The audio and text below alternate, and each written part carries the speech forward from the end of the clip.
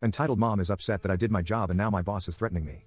I'm a manager of a before and after school child care program in my local public school district. The company that I work for is privately owned and sort of rents out the space in the schools I've just passed.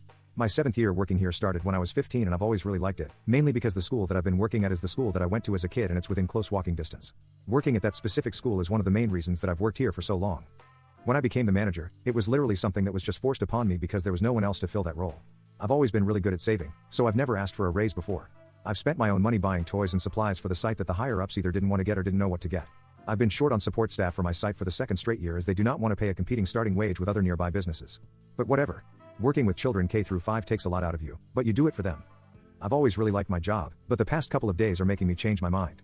So there I was opening, understaffed with 2 staff out on vacation, 1 not showing, and 2 others coming nearly 30 minutes after school gets out because they're both high schoolers and have to commute, drop off siblings and whatever. Shortly after school gets out, I usually take the kids to the playground. It's one of the largest playgrounds in the district despite being one of the smallest schools. So I'm practically solo monitoring 45 kids because 1 staff has to stand at the entrance to the playground and then a hill and the equipment gets in the way. Then I heard a lot of yelling that one of the first grade girls was crying. When I get over there, the first grader is under some stairs crying and I start my questioning. The first grader in question has some mobility, disability, requires a walker to get around, and has had multiple surgeries over the summer to help. Turns out that a new kid in the program this year, a 3rd grade boy, had pushed her down, kept pushing her down, pinned her to the ground, and grabbed her neck. When I asked the 3rd grader why he did this, he said I don't know. When I asked if there was a reason why he did this, he said no. In response, I had him apologize to the 1st grader and walk 3 laps around the blacktop. And of course, I wrote up a behavior report for him to give to his parents. All was pretty normal until I got a text from my boss if I could come into the company office to talk.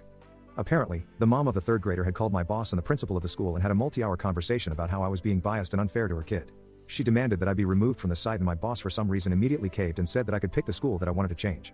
So I'm essentially being demoted, told I have to spend a lot more on commuting, be moved with no advanced warning, and cause the site that I've spent so much effort on to have no manager for the horrible crime of doing my job.